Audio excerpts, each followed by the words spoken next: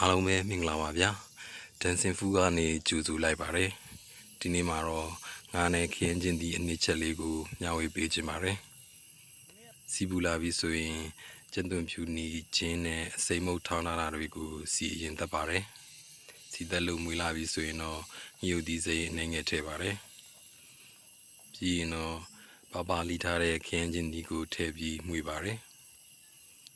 ခင်းချင်းဒီလေးတွေအနှိမ့်ကျသွားတဲ့အထိချက်ပေးရပါမယ်ခင်းချင်းဒီလေးတွေအနှိမ့်ကျသွားအောင်ခုလိုလေးဇွန်လေးနဲ့ထိုးချိပေးပါတယ်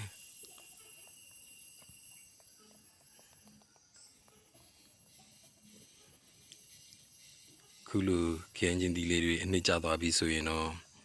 စားအချုံမုတ်စနွေမုတ်နဲ့ရတာနဲ့ထားတဲ့ငါးကိုထည့်ပြီးမွေပေးပါတယ်ပြီးရင်တော့ရေမထည့်ခင်မှာအနှံ့လေးမွေးသွားအောင်ငပြရည်လေးနည်းငယ်ထည့်ပါတယ်ပြီးရင်တော့ရေထည့်ပြီးကျက်သွားတဲ့အထိချက်ပေးပါတယ်နောက်ဆုံးမှာတော့ရှမ်းနန်းနန်းလေးအုပ်လိုက်ပါတယ်အခုဆိုရင်တော့ငါးခင်းချင်းဒီအနည်းချက်လေးရပါပြီကြည့်ရှုပေးတဲ့အတွက်အားလုံးကိုကျေးဇူးတင်ပါတယ်ဗျာ